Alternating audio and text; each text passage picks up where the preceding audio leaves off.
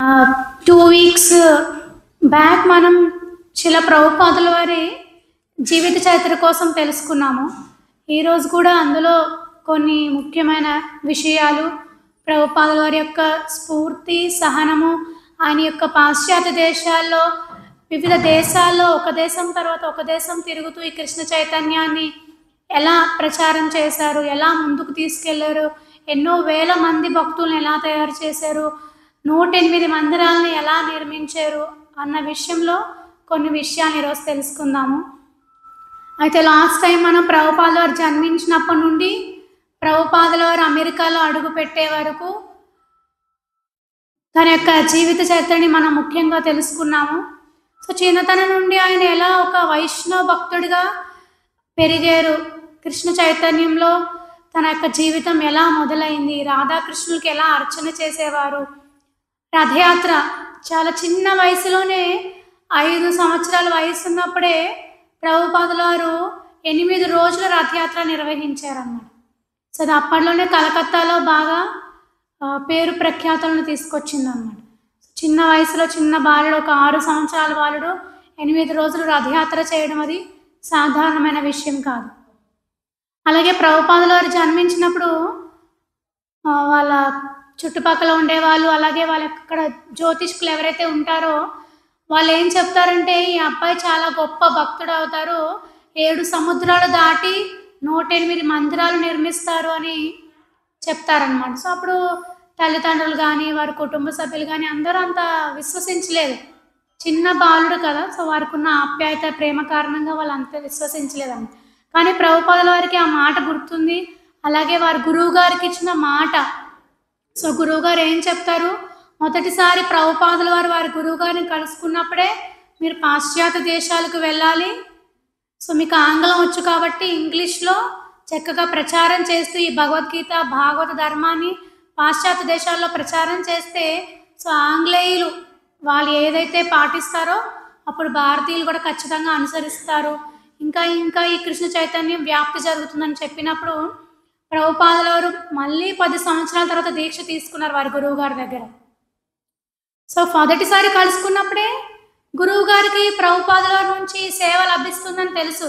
So ప్రభుపాదుల వారికి ఎంతో అర్హత ఉందని తెలుసు, ఆయన ఈ కృష్ణ చైతన్యాన్ని వ్యాప్తి చేయగలరని తెలుసు అన్నమాట. సో ఎందుకు గురువుకి అలా తెలుస్తుందంటే, గురువు యొక్క హృదయంలో కృష్ణ భగవానుడు ఆసీనుడై ఉంటాడు. సో గురువు యొక్క హృదయం ఎప్పుడూ పరిశుభ్రంగా ఉంటుంది, ఎటువంటి కల్మషాలు లేకుండా ఉంటుంది, రాగద్వేషాలు లేకుండా ఉంటుంది. కాబట్టి అటువంటి హృదయంలో గురువు ఎప్పుడైతే హరే కృష్ణ కృష్ణ కృష్ణ హరే హరే, హరే రామ రామ రామ హరే హరే అని ఎప్పుడైతే గురువు హరే కృష్ణ మహామంత్రం జపం చేస్తారో ఆ కృష్ణుడు ఆ నామం ద్వారా ఈ హృదయంలోకి వెళ్ళి ఆసీనులు అవుతారన్నమాట. సో హృదయ ప్రాంగణాన్ని అంతటినీ ప్రక్షాళనం చేసి శుభ్రం చేసి కృష్ణుడు అక్కడ కూర్చుంటాడు. సో ఎప్పుడైతే కృష్ణుడు ఆ హృదయంలో కూర్చున్నారో గురువుకు తెలిసిపోతుంది, వీరికి సేవ ఇస్తే బాగుంటుంది, సో వీరు చేయగలరు అని వాళ్ళకి అది తెలుస్తూ ఉంటుంది అన్నమాట. సో అందుకనే ప్రభుపాదుల వారి గురువు గారు తనకి ఎంతమంది శిష్యులు ఉన్నా సరే ఎప్పుడు కూడా పుస్తకాలని ప్రచురణ చేయండి, సో ఆ రకంగా కృష్ణ చైతన్యాన్ని వ్యాప్తి చేయండి అని చెప్పారు. కానీ మొట్టమొదటిసారి ప్రభుపాదుల వారిని చూసినప్పుడు, ప్రభుపాదుల వారు గురువు గారి దగ్గర ఆశీర్వాదం తీసుకోవడానికి వచ్చినప్పుడు వారి గురువు గారు అప్పటి వరకు ఎప్పుడు మాట్లాడలేదు, చూడలేదు, కానీ నేరుగా ప్రభుపాదుల వారికి ఆజ్ఞ ఇస్తారన్నమాట. సో పాశ్చాత్య దేశాలకు వెళ్ళి ప్రచారం చేయొచ్చు కదా. మళ్ళీ 10 సంవత్సరాల తర్వాత దీక్ష తీసుకున్నప్పుడు వాళ్ళ గురువు గారు అదే చెప్తారు. 10 సంవత్సరాల దగ్గర గురువు గారి దగ్గర దీక్ష తీసుకుంటారు. ప్రభుపాదుల వారు కూడా మొట్టమొదట తన గురువుని కలిసినప్పుడు చూసినప్పుడు మనసులో అనుకుంటారు, ఈయనే నిజంగా నా ఆధ్యాత్మిక గురువు అని అనుకుంటారన్నమాట. సో అటువంటి భావం ప్రభుపాదుల వారికి కలిగిందన్నమాట. కానీ ఈ యొక్క భౌతిక జగత్తులో తన కుటుంబ బాధ్యత నిర్వహిస్తూ, అలాగే కృష్ణ చైతన్య వ్యాప్తికి గౌడీ మఠంలో ఈ ప్రచారానికి సహకరిస్తూ ప్రభుపాదుల వారు 10 ఇయర్స్ తర్వాత దీక్ష తీసుకోవడం జరిగింది గురువు దగ్గర. దీక్ష తీసుకున్న తర్వాత గురువు గారు మళ్ళీ అదే చెప్తారు, పాశ్చాత్య దేశాలకు వెళ్ళి ప్రచారం చేయి, నీలాంటి యువకుడు ఎంతో జ్ఞానం ఉంది, చక్కగా భాష అన్నీ వచ్చు నీకు, చక్కగా మీరు వెళ్ళి ఆంగ్లేయులకి ప్రచారం చేయాలి, 7 సముద్రాలు దాటి అమెరికా వెళ్ళి ప్రచారం చేయాలని చెప్పినప్పుడు ప్రభుపాదుల వారు నవ్వేవారు అంతే. కానీ ఎప్పటికైనా గురువు యొక్క ఆజ్ఞ నెరవేర్చాలని సంకల్పం, దృఢమైన సంకల్పం చాలా గట్టిగా ఉంది. ప్రభుపాదుల వారిని మిగతా శిష్యులు అంటారు, వారి యొక్క గురువు గారి యొక్క తోటి శిష్యులు, మిగతా శిష్యులు అంటారు, ఈ వ్యాపారం వదిలేసి, కుటుంబం వదిలేసి సన్యాసం తీసేసుకోవచ్చు కదా, మీరు కూడా మందిరం తీసేసుకోండి, ఏదో ఒక మందిరంలో అధ్యక్షులుగా మీరు సేవ చేయండి అని చెప్పినప్పుడు భక్తి సిద్ధాంత సరస్వతి కోసం మహారాజ్ ఒకటే చెప్తారు, లేదు అతన్ని బయటే ఉండనివ్వండి, బయటే ఉంటూ ప్రచారం చేస్తారు తను.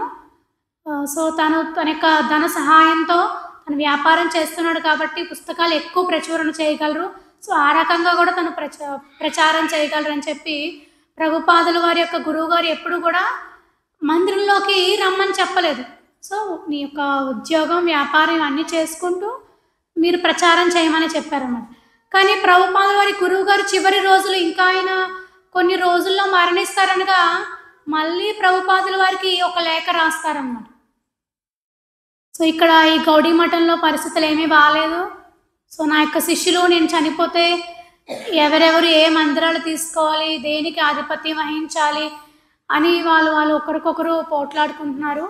కాబట్టి నేను నీకు ఎప్పుడో చెప్పాను, సో నా యొక్క ఆశ, ఆజ్ఞ, నువ్వు పాశ్చాత్య దేశాలకు వెళ్ళి ప్రచారం చేయాలి అని చెప్పినప్పుడు ప్రభుపాదుల వారు ఇంకా అది దృఢమైన సంకల్పంతో తీవ్రంగా తీసుకుంటారన్నమాట. నేను ఎలా అయినా మా గురువు గారి కోరిక నెరవేర్చాలి అని చెప్పి. కానీ అప్పటికి కూడా ఈ కుటుంబ బాధ్యతలు, ఈ ఉద్యోగం, ఈ వ్యాపారం చేస్తూ, కొన్ని చోట్ల మళ్ళీ ఈ మార్కెటింగ్ రిప్రజెంటేటివ్గా చేస్తూ, ఇవి ఉద్యోగాలు చేస్తూ, ఇవన్నీ చేస్తూ కూడా తను సాధన కానీ కృష్ణ చైతన్యం ప్రచారం కానీ ఎప్పుడు విడిచిపెట్టేవారు కాదమ్మ. సో ఎప్పుడు కూడా ప్రభుపాదులు ట్రావెలింగ్ చేస్తూనే ఉండేవారు, ఎక్కువ ట్రావెలింగ్ చేస్తూనే ఉండేవారు అన్నమాట. సో డిఫరెంట్ స్టేట్స్ తిరిగేవారు ఆయన. సో వివిధ రాష్ట్రాల్లో తిరిగినప్పుడు కూడా ఆయన ఎక్కడికి వెళ్ళినా సరే అందరికీ ఆకర్షణీయంగా ఉండేవారు అన్నమాట. సో ప్రభుపాదుల వారు ప్రాతకాలంలోనే నిద్ర లేవడము, ఈ హరే కృష్ణ మహామంత్రం జపం చేసుకోవడము, భగవద్గీత, భాగవతం చదవడము, కీర్తన, హరే కృష్ణ మహామంత్రం కీర్తన చేయడము, ఇవన్నీ చేసేవారు అన్నమాట ప్రభుపాదుల వారు. సో అలా ప్రభుపాదుల వారు ఈ ఉద్యోగము, వ్యాపార నిమిత్తము అలా ఒక్కొక్క ప్రదేశానికి వెళ్తున్నప్పుడు ప్రభుపాదుల వారు ప్రయాగలో కొన్ని రోజులు ఉన్నారు. సో ప్రయాగలో ఉన్నప్పుడు అక్కడ కూడా ఒక గౌడీ మఠాన్ని వివిధ తోటి భక్తులతో కలిసి స్థాపించడం జరిగింది. అక్కడ కూడా ప్రచార కార్యక్రమాల్లో పాల్గొనడం జరిగింది. అలాగే ముంబైలో ఉన్నప్పుడు, ముంబైలో కూడా అప్పటి వరకు ముంబైలో కూడా ఈ కృష్ణ చైతన్యానికి సంబంధించి మందిరం ఏది లేదు. సో ముంబైలో కూడా ఒక గౌడీ మఠాన్ని ప్రభుపాదుల వారి యొక్క ప్రోత్సాహంతో, ఆయన యొక్క సేవతో అక్కడ కూడా ఒక గౌడీ మఠం రావడం జరిగింది. అక్కడ కూడా కృష్ణ చైతన్యం చాలా బాగా నిర్వహించేవారు అన్నమాట. కానీ ఎన్ని చేసినా సరే ప్రభుపాదుల వారికి కూడా సంతృప్తి రావట్లేదు. ఎందుకంటే గురువుగారి ఆజ్ఞ ఏంటి, పాశ్చాత్య దేశాలకు వెళ్ళి ప్రచారం చేయాలి. ఎలా అయితే వ్యాసుడు, వేదవ్యాస మహర్షి వేదాలు రచించారు, వేదాంత సూత్రాలను రచించారు, వివిధ ఇతిహాసాలు, ఉపనిషత్తులు, పురాణాలు ఇవన్నీ రచించారు. అయినా సరే వేదవ్యాస మహర్షికి సంతృప్తి లేదు, ఆనందం రావట్లేదు. సో అప్పుడు ఏం చేశారు, గురువుని వెళ్ళి అడుగుతారు, నేను ఇన్ని రచించాను, వేదాలని విభజించాను, వేదాంత సూత్రాన్ని రచించాను, వేదాంత సూత్రాలకి భాష్యం రచించాను, ఇతిహాసాలు, ఉపనిషత్తులు, పురాణాలు ఇన్ని రచించాను, అయినా సరే నాకు సంతృప్తి కలగట్లేదు, ఆనందం కలగట్లేదు, కలతగా ఉంది, బాధగా ఉంది అని చెప్పినప్పుడు నారద మహాముని వేదవ్యాస మహర్షి యొక్క గురువు కదా. సో గురువు ఎప్పుడు మనల్ని మంచి మార్గంలో, సన్మార్గంలో ముందుకు తీసుకెళ్ళడానికే ప్రోత్సహిస్తారన్నమాట. సో గురువు భగవంతుని యొక్క ప్రతినిధి కాబట్టి ఆయన బాధ్యత, ఆయన కర్తవ్యం ఏంటంటే శిష్యుడు ఎప్పుడు కూడా మంచి మార్గంలో ఉండాలి, ఉన్నతమైన మార్గంలో ప్రయాణించాలి, కృష్ణుడిని సంతృప్తి చేయాలి. సో అప్పుడు నారద మహాముని అంటారు, సో నువ్వు ఇన్ని రచించావు కానీ ఆ దేవాది దేవుడు స్వయం భగవాన్ గోలోకాధిపతి కృష్ణ భగవానుడి యొక్క జన్మ, కర్మ, లీలలు వీటి కోసం ఎక్కడ రచించలేదు. అలాగే కృష్ణ భగవానుడు మరియు కృష్ణ భగవానుడి యొక్క భక్తుల యొక్క లీలల గురించి నువ్వు ఎక్కడా చర్చించలేదు అని చెప్పి నారద మహాముని వెళ్ళిపోతారన్నమాట. సో అప్పుడు వేదవ్యాస మహర్షి ఈ భాగవతం అనే గ్రంథాన్ని రచించడం మొదలు పెడతారన్నమాట. సో భాగవతం అనేది కృష్ణుడి యొక్క భౌతిక జగత్తును విడిచిపెట్టి తన ఆధ్యాత్మిక జగత్తుకి, తన నిజధామం గోలోకధామానికి వెళ్ళిపోయినప్పుడు ఈ భౌతిక జగత్తు అంతా అంధకారమయమైపోయింది, చీకటి అయిపోయింది, అజ్ఞానంలోకి వెళ్ళిపోయింది. సో అప్పుడు వివిధ భక్తులు, ఆచార్యులు కృష్ణుని ప్రార్థిస్తారు, మీరు లేకపోతే ఈ జగత్తంతా కూడా అజ్ఞానంలో మునిగిపోతుంది, చీకట్లోకి వెళ్ళిపోతుంది అని అడిగినప్పుడు కృష్ణుడు నేను భాగవతం గ్రంథ రూపంలో అవతరిస్తానని చెప్పి కృష్ణుడు అవతరిస్తారన్నమాట ఈ కలియుగం ప్రారంభంలో. సో భగవంతుని యొక్క గ్రంథ అవతారము, భగవంతుని యొక్క గ్రంథ రూపము శ్రీమద్ భాగవతం అంత గొప్పది అన్నమాట. కృష్ణుడికి ఎంతైతే శక్తి ఉందో శ్రీమద్ భాగవతానికి అంత శక్తి ఉంది. సో అటువంటి భాగవతాన్ని శ్రీల ప్రభుపాదుల వారు మరి పాశ్చాత్య దేశాల్లో ప్రచారం చేయాలంటే ఏదో ఒక జ్ఞానం ఉండాలి, పుస్తకాల రూపంలో వాళ్ళకి చేయాలి.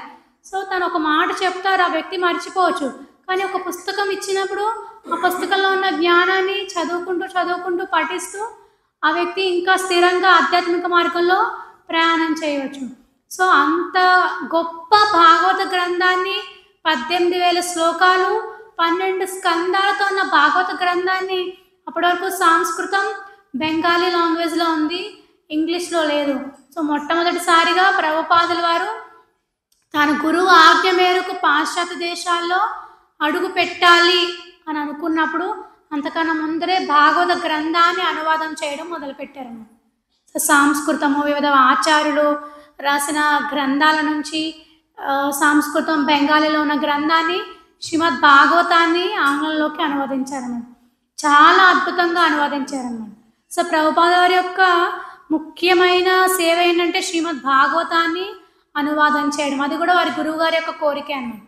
సో పాశ్చాత్య దేశాల్లో ప్రచారం చేయాలంటే ఒక ఆయుధం ఉండాలి కదా, అది శ్రీమద్ భాగవతం అన్నమాట. సో ఎలా అయితే వేదవ్యాస మహర్షి తన యొక్క గురువు యొక్క కోరిక మేరకు, గురువు యొక్క ఆదేశం మేరకు శ్రీమద్ భాగవతాన్ని రచించారో, అలాగే శ్రీల ప్రభుపాదుల వారు కూడా వారి యొక్క గురువు గారి యొక్క ఆజ్ఞ మేరకు పాశ్చాత్య దేశాల్లో వెళ్ళి ప్రచారం చేయడం కోసం శ్రీమద్ భాగవతాన్ని ఆంగ్లంలోకి అనువాదం చేయడం మొదలుపెట్టారన్నమాట. మొదలుపెట్టి పాశ్చాత్య దేశాల్లో ప్రచారం చేయడం, ఎన్నెన్నో కష్టాలు వచ్చినా, ఆటంకాలు వచ్చినా, విపత్తులు వచ్చినా, తన శరీరం సహకరించకపోయినా సరే పాశ్చాత్య దేశాల్లో ప్రచారం చేసేవారు. సో ఎప్పుడైతే గురువు యొక్క ఆదేశాన్ని, ఆజ్ఞని మనం పాటిస్తామో అప్పుడు గురువు యొక్క కృప, కృష్ణుడి యొక్క కృప మనకి ఉంటుందన్నమాట. సో మనకి శరీరం సహకరించకపోయినా, మన యొక్క భౌతిక జగత్తు సహకరించకపోయినా, మన బంధువులు సహకరించకపోయినా గురువు యొక్క కృపతో మనం ఖచ్చితంగా ఆ యొక్క కోరికని మనం నెరవేర్చగలం, ఆ ఆజ్ఞని మనం పాటించగలం అన్నమాట. ఎందుకంటే ఈ యొక్క భౌతిక జగత్తులో మనం ఉన్నాం. సో మనతో పాటు చాలా జీవులు ఉన్నాయి, 84 లక్షల జీవరాశులు ఉన్నాయి. సో వాటన్నిటిలో ప్రయాణం చేసి యొక్క మానవ జన్మ మనకు లభించింది. సో ఈ మానవ జన్మ ఉద్దేశం ఏంటి? జీవేర స్వరూపే కృష్ణేర నిత్యదాస. సో కృష్ణుడికి సేవ చేయాలి. కృష్ణుడికి సేవ ఎవరిస్తారు మనకి చేయమని? గురువే ఇస్తారు. సో గురువు లేకపోతే ఈ సేవ చేయాలని మనకు ఎలా తెలుస్తుంది? అంతే కదా. సో కృష్ణుడు నేరుగా వచ్చి నాకు ఈ సేవ చేయని చెప్పరు కదా. సో కృష్ణుడికి సేవ చేయడానికి ఎన్నో కోట్ల మంది గోపికలు, భక్తులు, 16,108 మంది భార్యలు, ఆచార్యులు, వైష్ణవ భక్తులు, గురువులు, వీళ్ళందరూ ఉన్నారు. గొప్ప గొప్ప ఋషులు వీళ్ళందరూ ఉన్నారు. సో కృష్ణుడికేమి మన సేవ అంత ముఖ్యం కాదు, కానీ గురువు యొక్క కృప మేరకు మనకి భగవంతుడు ఆ సేవ భాగ్యాన్ని కల్పించారు. సో ఆ సేవ మనం ఎప్పుడైతే చేస్తామో గురువుని సంతృప్తి పరిస్తే కృష్ణుడు ఆటోమేటిక్గా సంతృప్తి పడతాడు, ఆనందపడతాడు. అప్పుడు ఈ భౌతిక జగత్తులో మనకి ఎన్ని కష్టాలు వచ్చినా సరే మనం కూడా ఆనందంగా ఉండగలం.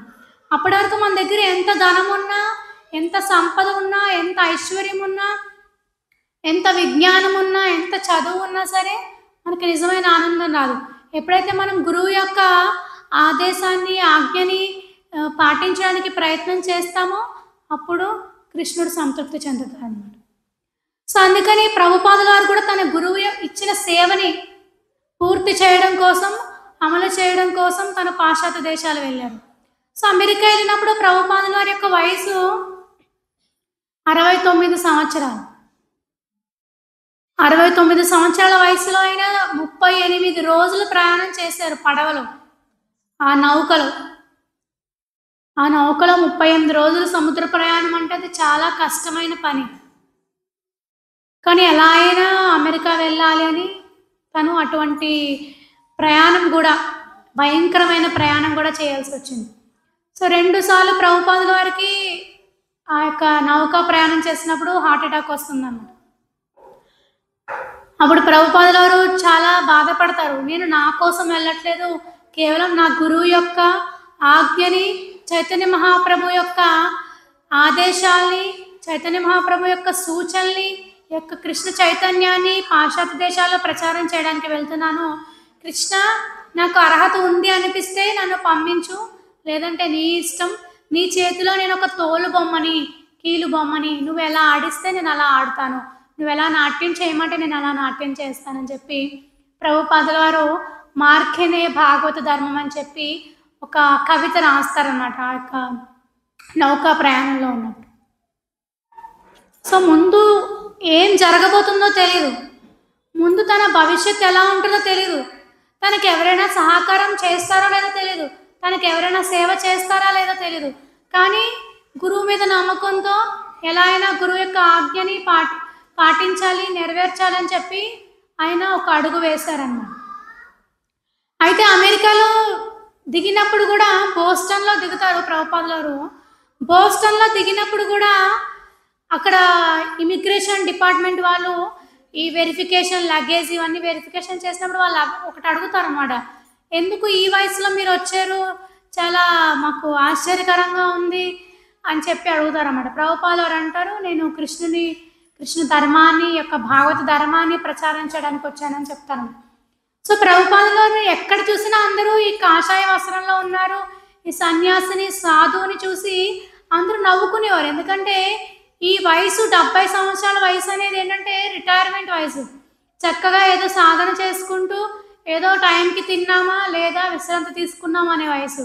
కానీ అలాంటి వయసులో ఆయన ఎంతో రిస్క్ తీసుకొని పాశ్చాత్య దేశాల్లో అడుగు పెట్టారన్నమాట. కానీ ప్రభుపాదుల వారి యొక్క ముఖంలో ఆ వర్చస్సు, ఆ తేజస్సు, ఆ జ్ఞానంకి ఎక్కడికి వెళ్ళినా సరే అందరూ అట్రాక్ట్ అయిపోయేవారు ఈజీగా ప్రభుపాదుల వారికి. సో అలా 2 సంవత్సరాలు ప్రభుపాదుల వారు అమెరికాలో ఉన్నారు, 2 years ఉన్నారు. ఉండిన తర్వాత న్యూయార్క్లో ఒక అద్దె ఇంటిలో అప్పటికి ఒక 4 to 6 months ప్రచారం చేయడం జరుగుతుంది. 4 నుండి 6 నెలలు అక్కడ ప్రచారం చేయడం జరుగుతుంది. ఆ తర్వాత ప్రభుపాదుల వారు తన శిష్యుల్ని శాన్ ఫ్రాన్సిస్కోకి పంపిస్తారు. శాన్ ఫ్రాన్సిస్కో నుంచి ప్రభుపాదుల వారికి లెటర్ వస్తుంది అనమాట. సో ఇక్కడ కూడా మేము ఒక మందిరాన్ని స్టార్ట్ చేద్దాం అనుకుంటున్నాము, ప్రచారం చేద్దాం అనుకుంటున్నాము. సో మొట్టమొదటిసారి ప్రభుపాదుల వారు విమానం ఎక్కారు. అదే న్యూయార్క్ నుండి శాన్ ఫ్రాన్సిస్కోకి విమాన ప్రయాణం, మొదటిసారి విమాన ప్రయాణం. సో ప్రభుపాదుల వారు అసలు కళ్ళు తెరవలేదు, కళ్ళు మూసుకున్నారు, చేతిలో జపమాల ఉంది. హరే కృష్ణ కృష్ణ కృష్ణ హరే హరే, హరే రామ రామ రామ హరే హరే అని కంటిన్యూస్గా ఆ విమానంలో ప్రయాణం చేస్తున్నంతసేపు భగవద్నామం జపం చేసుకుంటూనే ఉండేవారు. అయితే న్యూయార్క్లో అప్పటికి ప్రచారం చేశారు కాబట్టి అప్పటికి ప్రభుపాదుల దగ్గర కొంతమంది శిష్యులు ఉన్నారు. ఒక 50 మంది దాకా భక్తులు ఉన్నారు, సేవ చేసేవాళ్ళు. ఒక 10-15 మంది దాకా దీక్ష తీసుకున్న వారు ఉన్నారన్నమాట. అయితే అందులో ఒక అబ్బాయి మాత్రం ప్రభుపాదుల వారిని ఒక్కడే పంపించడం ఇష్టం లేక, నేను మీకు తోడొస్తానని చెప్పి శాన్ ఫ్రాన్సిస్కో వస్తాడన్నమాట. సో ఎప్పుడైతే ప్రభుపాదుల వారు శాన్ ఫ్రాన్సిస్కో విమానంలోంచి దిగుతారో, ఆ ఎయిర్పోర్ట్ లోపలికి ఎంటర్ అయ్యారో, ఆ అబ్బాయి అడుగుతారు, మీకు ఈ విమాన ప్రయాణం ఎలా అనిపించింది, మొట్టమొదటిసారి కదా ఈ విమాన ప్రయాణం అని అడుగుతారు. సో అప్పుడు ప్రభుపాదుల వారు చెప్తారు, సో విమాన ప్రయాణం బాగుంది, పైనుంచి చూస్తుంటే ఇక్కడ అన్ని హౌసెస్ చిన్న చిన్నగా అగ్గిపెట్టెల్లా కనిపిస్తున్నాయి, మరి మనకే అగ్గిపెట్టెల్లా కనిపిస్తున్నాయి అంటే పైన భగవద్ధామంలో ఉన్న కృష్ణుడికి ఇంకెలా కనిపిస్తాయని చెప్పి ప్రభుపాదుల వారు హాస్యం చేస్తారన్నమాట. ప్రభుపాదుల వారు అమెరికా వెళ్ళినప్పుడు ఒక్కరే వెళ్ళారు. తనకి సెండ్ ఆఫ్ ఇచ్చినప్పుడు కూడా ఒకే ఒక వ్యక్తి ఉన్నారు. అమెరికాలో దిగినప్పుడు కూడా ఒకే ఒక వ్యక్తి ఆయనే ఉన్నారు, ఆయనే వెళ్ళారు. కానీ శాన్ ఫ్రాన్సిస్కో విమాన ప్రయాణం చేసి మొట్టమొదటిసారిగా శాన్ ఫ్రాన్సిస్కో వెళ్ళినప్పుడు మాత్రం అక్కడ ఒక 20-30 మంది భక్తులు ఉన్నారన్నమాట. భక్తి అంటే వాళ్ళేమి ఎప్పటికీ జపము ఏం తెలీదు, కేవలము ప్రభుపాదుల వారిని చూడడానికి మాత్రం వచ్చారు. ఎందుకంటే అక్కడ ఒక ఇద్దరు భార్యాభర్తలు ప్రభుపాద వారి దగ్గర దీక్ష తీసుకొని ఆయన వివాహం చేసుకొని వాళ్ళు శాన్ ఫ్రాన్సిస్కో వెళ్తారు. వాళ్ళు చెప్తారు, మా గురువు గారు అలా ఉంటారు, మా గురువు గారు ఇలా ఉంటారు, మా గురువు గారు కాషాయ వస్త్రాలు ధరిస్తారు, మా గురువు గారు ఎంతో తేజస్సుతో ఉంటారు, ఆయన ముఖంలో ఎంతో వర్చస్సు ఎంతో బాగుంటుంది, ఆయన జ్ఞాన నిధి నడుస్తూ వస్తున్న జ్ఞాన నిధిలా కనిపిస్తారని చెప్పి వాళ్ళు గురువుని గ్లోరిఫై చేస్తూ ఉంటే ఎవరైతే హిప్పీలు ఉన్నారో వాళ్ళు ఏం పాటించరు. వాళ్ళకి భక్తి తెలీదు, కృష్ణుడు అంటే తెలీదు, ఎవరో తెలీదు, హరే కృష్ణ మంత్రం అంటే ఏంటో తెలీదు. కానీ ఎప్పుడైతే గురువుని గ్లోరిఫై చేస్తున్న మాటలు విన్నారో వాళ్ళు కూడా ఈ భక్తిలో అడుగు పెట్టడం ప్రయాణం చేశారు. సో అంత గొప్పది మనం గురువుని గ్లోరిఫై చేయడం అన్న. ముఖ్యంగా ప్రభుపాదుల వారు ఎంత కష్టపడి మనందరికీ కృష్ణ చైతన్యాన్ని ఇవ్వడానికి, మనందరికీ కృష్ణుడిని ఇవ్వడానికి ఆయన పాశ్చాత్య దేశాలకు వెళ్ళి 1, 2 కాదు, చాలా సమస్యలు, చాలా కష్టాలు ఆయన ఎదుర్కొన్నారండి. సో ఎటువంటి జ్ఞానం లేని ఆ పాశ్చాత్యస్తులే ప్రభుపాదాన్ని గ్లోరిఫై చేస్తుంటే వాళ్ళు భక్తులైపోతున్నారు. సో గురువుకున్న గొప్పతనం అది, ఒక వైష్ణవుడికున్న గొప్పతనం అది. సాధారణంగా చూడండి, రాజకీయ నాయకులను కానీ లేదంటే కొంచెం పలుకుబడి ఉన్న వాళ్ళని, కీర్తి ప్రతిష్ట ఉన్న వాళ్ళని, వాళ్ళ పుట్టినరోజు కానీ దేనికైనా వాళ్ళు మనం పొగిడే అనుకోండి, వాళ్ళు ఆనందపడతారు, సాటిస్ఫై అవుతారు. కానీ వారిలో ఉన్న గొప్ప లక్షణాలు మనకు రావు, ఎందుకంటే వాళ్ళు ఏమీ పాటించట్లేదు కదా. సో అదంతా ఒక భౌతికమైన పేరు ప్రతిష్ట కోసం చేస్తుంది అంతే. మనకి ఎటువంటి ఆనందం రాదు, సంతృప్తి రాదు. చూడండి, రాజకీయ నాయకులు ఎక్కువ అందరూ పొగుడుతూ ఉంటారు, కానీ దానివల్ల ఏం లాభం లేదు, ఎటువంటి చేంజ్ లేదు. అదంతా అయిపోయినాక అందరూ మర్చిపోతారు, మళ్ళీ ఇంకోసారి తిట్టుకుంటారు. వాళ్ళు ఒక పార్టీ మారిపోతూ ఉంటారు. సో అదేది శాశ్వతం కాదు. కానీ నిజమైన వైష్ణవ భక్తుడిని, నిజమైన గురువుని, ఆధ్యాత్మిక గురువుని ఎప్పుడైతే మనం కీర్తిస్తామో దానివల్ల లాభం ఏంటంటే మనకే లాభం. మన యొక్క భక్తి అనేది పెరుగుతుంది, మనం ఆధ్యాత్మికంగా అభివృద్ధి సాధిస్తాము. సో ఇది సీక్రెట్ అన్నమాట. సో అందుకని గురువులకి మన హిస్ హోలీనెస్ జయపతాక స్వామి గురు మహారాజ్ కానీ, లేదంటే గోపాలకృష్ణ గోస్వామి గురు మహారాజ్ కానీ, వీళ్ళందరికీ రాధానాథ మహారాజ్ కానీ, వీళ్ళందరికీ వ్యాస పూజ చేస్తారు. వారు జన్మదినం రోజు వ్యాస పూజ చేసినప్పుడు వాళ్ళని గ్లోరిఫై చేస్తారన్నమాట, ఎందుకంటే వాళ్ళలో గొప్ప గొప్ప లక్షణాలు ఉన్నాయి.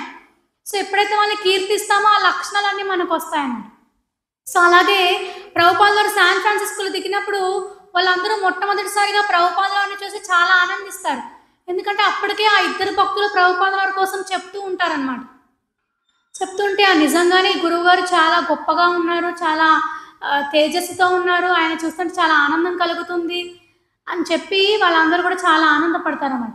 వాళ్ళందరూ హిప్పీస్, పెద్ద పెద్ద జుట్టులు, గెడ్డాలు, వాళ్ళకి ఎప్పుడు బ్యాడ్ హ్యాబిట్స్తో, కొంతమంది డ్రగ్స్తో ఉంటారు, మత్తు పదార్థాలు సేవిస్తూ ఉంటారు. సో అయినా సరే గురువు యొక్క దర్శనం కలగని వాళ్ళు కూడా ప్రణామం చేసి పూలు పుష్పాలు జల్లి మడలో ఈ దండలు సమర్పించి శాన్ ఫ్రాన్సిస్కోకి తీసుకొస్తారన్నమాట. శాన్ ఫ్రాన్సిస్కోకి తీసుకురాగానే ప్రభుపాదుల వారు అమెరికా వెళ్ళిన కాడి నుంచి ఆయన పని ఏంటంటే తెల్లవారుజామున 2-3 గంటలకు లేగిస్తారు, భాగవత గ్రంథాన్ని అనువాదం చేస్తారు. ఆయన యొక్క జపం చేసుకుంటూ పూర్తి చేసుకుంటారు. భగవద్గీతలో చూడండి, మనకి ఒక శ్లోకం వస్తుంది, 2వ అధ్యాయంలో ఒక శ్లోకం వస్తుందండి. ఎవరైతే అంతర్ముఖుడైన ముని ఉంటాడో అతనికి అందరూ పడుకుని ఉన్న సమయం పగటి సమయంతో సమానం, అందరూ మేల్కొని ఉన్న సమయం రాత్రితో సమానం అన్నమాట. సో అలా ప్రభుపాదుల వారు అందరూ నిద్రపోతున్న సమయంలో తెల్లవారుజామున 2 గంటలు 3 గంటలకు లేచి ఏకాగ్రతతో భగవంతుని మీద మనసు సంలగ్నం చేసి హరే కృష్ణ కృష్ణ కృష్ణ హరే హరే హరే రామ్ రామ్ రామ్ హరే హరే అని జపం చేసుకునేవారు. కంటిన్యూస్గా 1 గంట సేపు జపం చేసుకొని అప్పుడు మళ్ళీ భాగవత గ్రంథాన్ని అనువాదం చేయడం మొదలుపెట్టారు. అప్పట్లో ఎన్ని ఫెసిలిటీస్ లేవు, చిన్న లైట్తో 70 సంవత్సరాల వయసులో మనందరికీ 50 years 40 years వస్తేనే సరిగ్గా కళ్ళు కనిపించావు, స్పెట్స్ పెట్టుకోవాలి, ఐ ఆపరేషన్స్ చేయించుకోవాలి. కానీ ప్రభుపాదుల వారు 70 years ఏజ్లో చిన్న దీపపు వెలుగులో 60 సంపుటాలు 60 పుస్తకాలతో కూడిన భాగవత గ్రంథాన్ని అనువాదం చేయడం మొదలుపెట్టారు. అలా రచించేవారు. రచించిన తర్వాత మరి భక్తులందరూ వస్తారు కదా, ప్రభుపాదుల వారే స్వయంగా నైవేద్యాన్ని ప్రిపేర్ చేసి భగవంతునికి సమర్పిస్తూ వచ్చిన భక్తులందరికీ తానే స్వయంగా వడ్డించేవారు. ఆహారం అనేది మనం ఏ చైతన్యంతో తయారు చేస్తే ఆ చైతన్యం తినే వ్యక్తి పైన పడుతుందన్నమాట.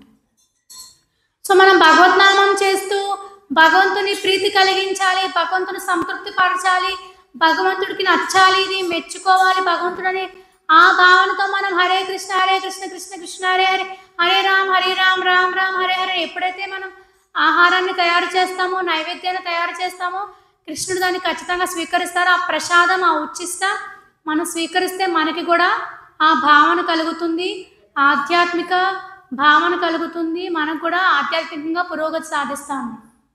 అందుకనే ప్రభుపాదుల వారు చాలా నిష్ఠతో వంట తయారు చేసేవారు. తన శిష్యులు కూడా ప్రభుపాదుల వారు అదే నేర్పించారు, ఎలా వంట తయారు చేయాలో చెప్పేవారు. ప్రభుపాదుల వారు మొట్టమొదటి తన శిష్యులు పరిచయం అయినప్పుడు, శిష్యులు మేము కూడా భక్తి మార్గంలో ప్రయాణం చేస్తాం, మీకు ఏదైనా సేవ చేస్తాం అన్నప్పుడు ప్రభుపాదుల వారు వంట చేయడం నేర్చుకోమని చెప్పేవారు. ముఖ్యంగా మగవాళ్ళకి చెప్పేవారు. అందులోని చపాతీలు చేయడం నేర్చుకోమనేవారు, గులాబ్ జామ్ చేయడం నేర్చుకోమనేవారు, పూరీలు, రసగుల్లా ఇవన్నీ ప్రభుపాదులు స్వయంగా నేర్పించారు. ఈ గులాబ్ జామ్స్, రసగుల్లాని ఇస్కాన్ బుల్లెట్స్ అంటారన్నమాట ప్రభుపాదులు.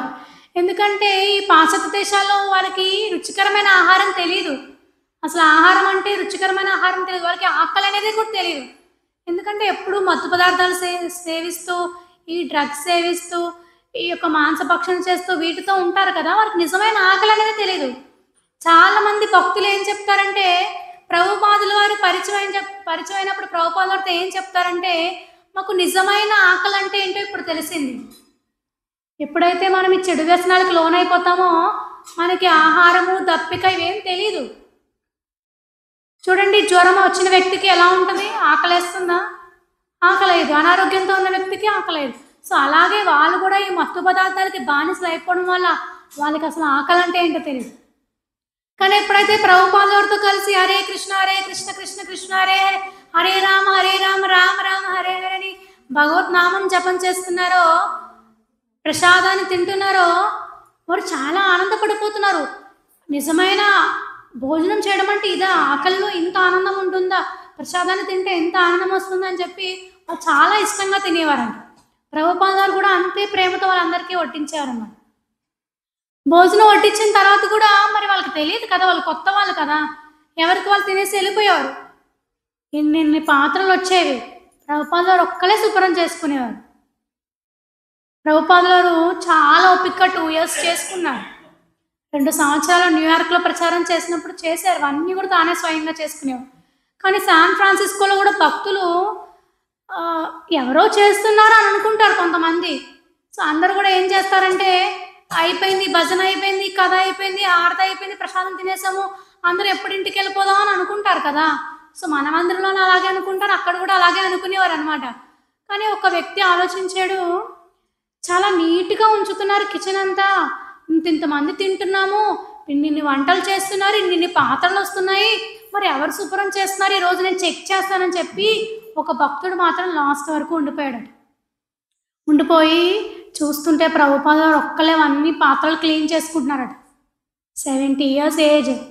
ఒక పక్క గ్రంథాలు అనువాదం చేయాలి, వాయిస్ రికార్డింగ్ చేయాలి, కీర్తనలు వాళ్ళకి కీర్తనలు నేర్పించాలి, వచ్చిన వాళ్ళతో కంటిన్యూస్గా మాట్లాడుతూనే ఉండాలి. అందరూ ఏవో డౌట్స్ అడుగుతూ ఉంటారు, సందేహాలు అడుగుతూ ఉంటారు, ఇంటర్వ్యూస్ ఇవ్వాలి, వాళ్ళందరికీ ప్రచారం చేయాలి, తన సాధన చేసుకోవాలి, తను విశ్రాంతి తీసుకోవాలి.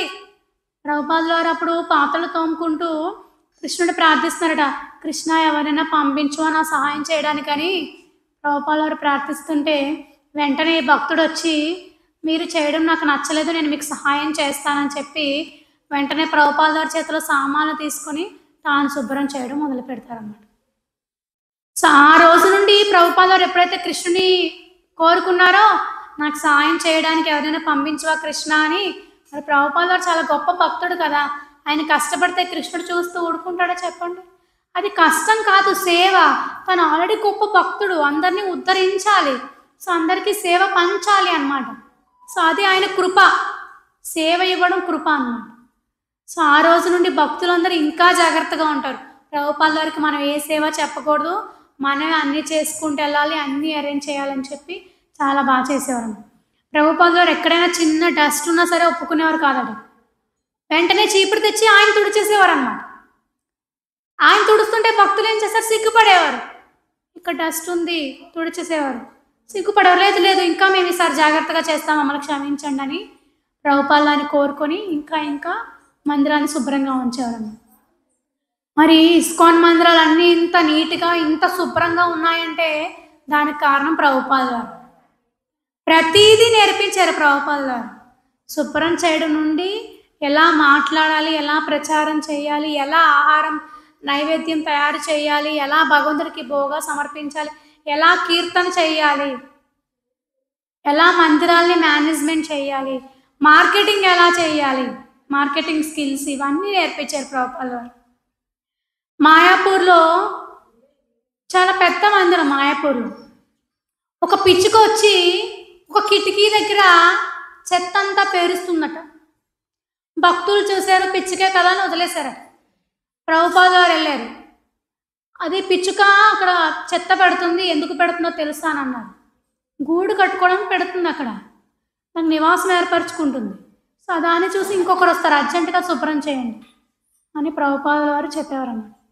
చాలా అలర్ట్గా ఉండేవారు ప్రభుపాదుల వారు. శుభ్రం విషయంలో కానీ మందిరం చాలా నీట్గా ఉండాలి, ఎందుకంటే కృష్ణుడు ఉన్నాడు. అలాగే విగ్రహాలు కూడా చాలా అందంగా ఉండాలి, మంచిగా అలంకరణ చేయాలి, వస్త్రాలు చాలా బాగా అలంకరణ చేసి ఉండాలి. వారు అప్పుడప్పుడే నేర్చుకుంటున్నారు కదా, వారికి సరిగ్గా అలంకరణ కూడా రాదనమాట. సో ప్రభుపాదుల వారు అన్నీ నేర్పించేవారు. ఒక్కొక్కసారి ప్రభుపాదుల వారికి ఈరోజు స్వామి విగ్రహాలు శుభ్రంగా లేవు, బట్టలు బాగలేదు అన్నప్పుడు ప్రభుపాదుల వారు కీర్తన లేదు, ప్రవచనం లేదు, ఫస్ట్ స్వామికి అలంకరణ జరగాలి, ఆ తరువాతే సాధన అని చెప్పేవారు.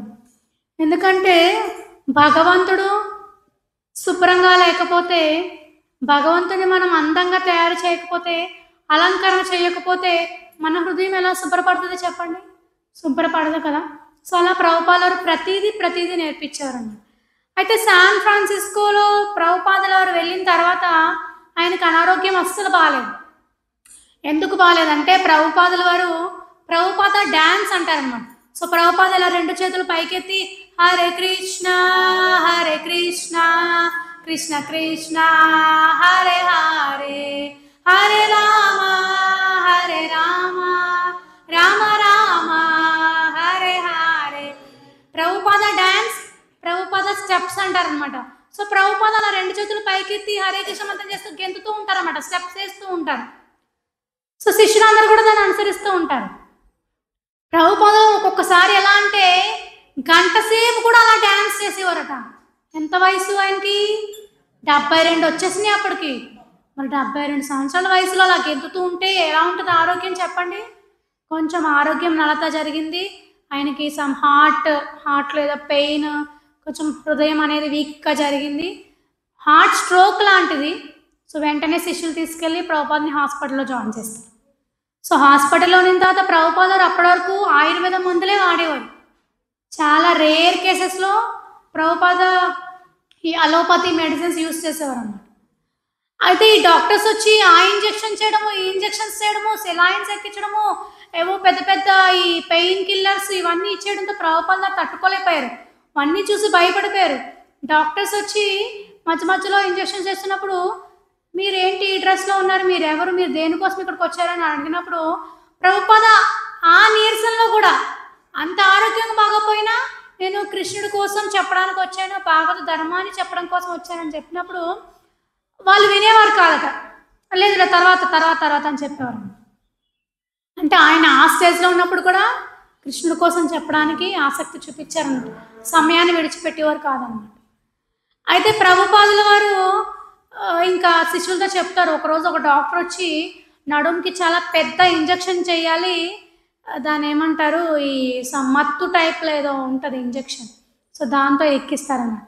ప్రభుపాద అది చూసి భయపడిపోయి బాబాయ్ నాకు వద్దు, నన్ను ఇక్కడి నుంచి తీసుకెళ్ళిపోండి, నాకు ఈ డాక్టర్స్ వద్దు, ఎవరు వద్దు అని చెప్పినప్పుడు శిష్యులు తీసుకెళ్ళిపోతారన్నమాట. అప్పుడు డాక్టర్స్ చెప్తారు, మీరు హాస్పిటల్‌లోంచి వెళ్ళిపోతే మీ గురువుగారు చనిపోతారు, ఏం బతకరు అని చెప్తారమ్మ. శిష్యులు అంటారు, అయినా పర్లేదు మాకు తెలుసు, మా గురువుగారు మాకేం చెప్తే అదే అని చెప్పి తీసుకెళ్ళిపోతారు. తీసుకెళ్ళిపోయిన తర్వాత శాన్ ఫ్రాన్సిస్కోలో ఒక భక్తురాలు చిన్న జగన్నాథ స్వామి విగ్రహం తీసుకొచ్చి ప్రభుపాద గారికి చూపిస్తుంది. ఎవరైనా ఇలా వెరైటీగా ఉంది ఈ యొక్క విగ్రహము, ఏంటి ప్రభుపాద అడిగినప్పుడు ప్రభుపాద చాలా ఆనందపడతారన్నమాట. జగన్నాథ స్వామి జగత్తుకే నాథుడు అని చెప్తారు. ప్రభుపాద అంటారు, ఇంకా ఆనందంతో ఇంకా ఎక్సైట్మెంట్తో ఇంకొక 2 విగ్రహాలు ఉంటాయి దీంతో పాటు, అవి కూడా తీసుకురా అంటారు. సో అప్పుడు ఈ భక్తురాలు పరుగునెళ్ళి ఆ షాప్కి వెళ్ళి ఆ 2 విగ్రహాలు కూడా తీసుకొస్తుంది అనమాట. సో ప్రభుపాద వారు ఆ 3 జగన్నాథ బాలదర్శ పుత్ర 3 విగ్రహాలని పక్క పక్కన పెట్టి ఎంతో ఆనందంతో జగన్నాథ బాలదర్శ భద్ర మహారాణి జగత్తుకే నాథుడు ఒడిస్సాలో పూరి జగన్నాథులో ఎంతో చక్కగా సేవింపబడుతున్నారు. జగన్నాథ స్వామికి రథయాత్ర నిర్వహిస్తారు, ఎంతో ఘనంగా జరుగుతుంది.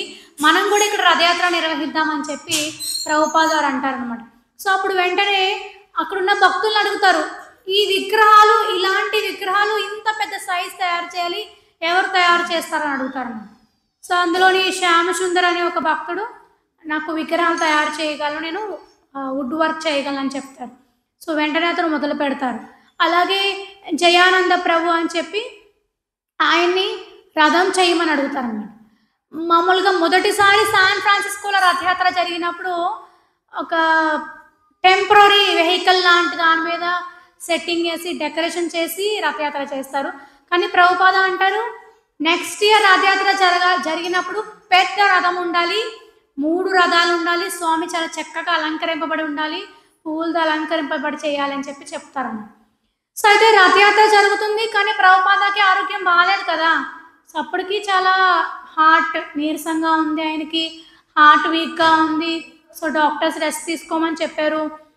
అయితే ప్రభుపాద శిష్యులకు చెప్తారు, శిష్యులకి నేర్పించాలని చెప్పి నేను రాలేను, మీరే రథయాత్ర నిర్వహించండి, నాకు మీ మీద పూర్తి నమ్మకం ఉంది, మీరు చాలా బాగా నిర్వహిస్తారు, కేవలం హరే కృష్ణ కృష్ణ కృష్ణ హరే హరే, హరే రామ రామ రామ హరే హరిని సంకీర్తన చేస్తూ ప్రసాదం పంచుతూ ఆ రథాన్ని అమెరికా ఈ శాన్ ఫ్రాన్సిస్కో పురవీధుల్లో తిప్పండి అని చెప్పి చెప్తారన్నమాట.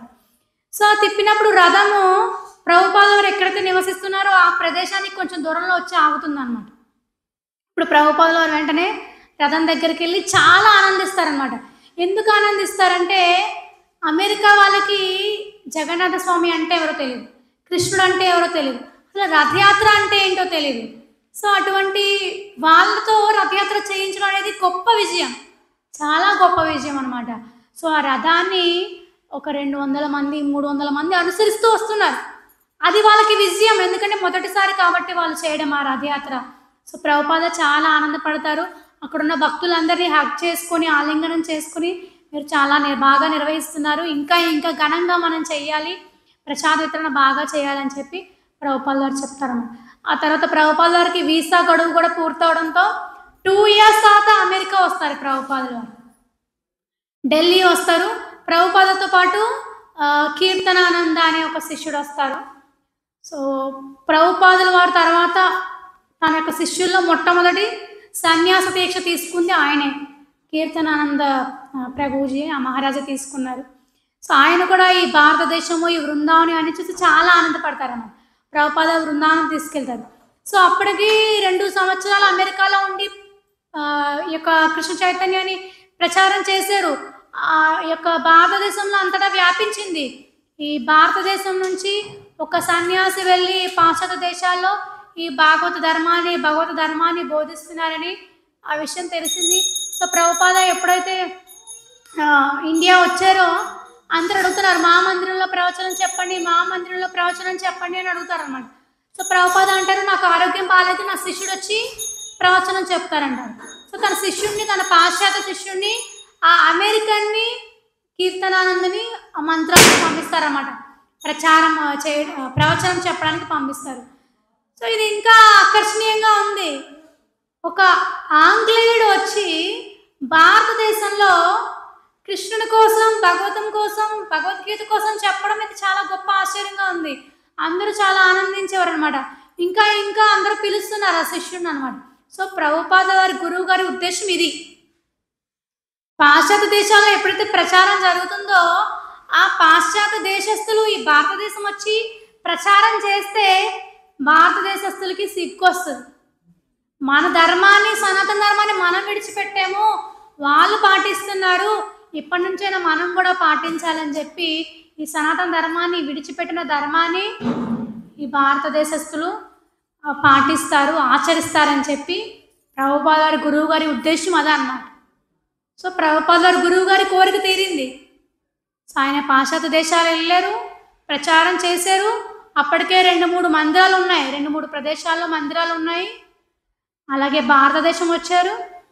భారతదేశంలో పాశ్చాత్యుల చేత ప్రవచనాలు చెప్పిస్తున్నారు. అయితే ప్రభుపాద చెప్తారు, మనము ఈ బృందావనంలో, ఈ ఢిల్లీలో అమెరికన్ హౌస్ ఒకటి కట్టాలి. సో పెద్ద మందిరాన్ని నిర్మించాలి. సో పాశ్చాత్య దేశస్తులు అందరూ వచ్చి ఇక్కడ ప్రచారం చేయాలి అని చెప్పి ప్రభుపాద చెప్తారనమాట. సో ప్రభుపాద బృందావనంలో రెస్ట్ తీసుకుంటున్నప్పుడు ఆయన కొంచెం ఆరోగ్యం బాగాలేదు కదా. ఈ లోపు అక్కడ మందిరాల్లో మఠాధిపతులు, ఆయుర్వేదం డాక్టర్స్ అందరూ వచ్చి ప్రభుపాద గారి ఆరోగ్యం చూస్తారు, మెడిసిన్స్ ఇస్తారు. ప్రభుపాద గారికి కోలుకుంటారు, నయం అవుతుంది. సో ఈసారి ప్రభుపాద ఏం చేస్తారంటే ఈ ఆయుర్వేద మెడిసిన్స్ అన్నీ ఇంకా పట్టుకెళ్తారు అన్నమాట.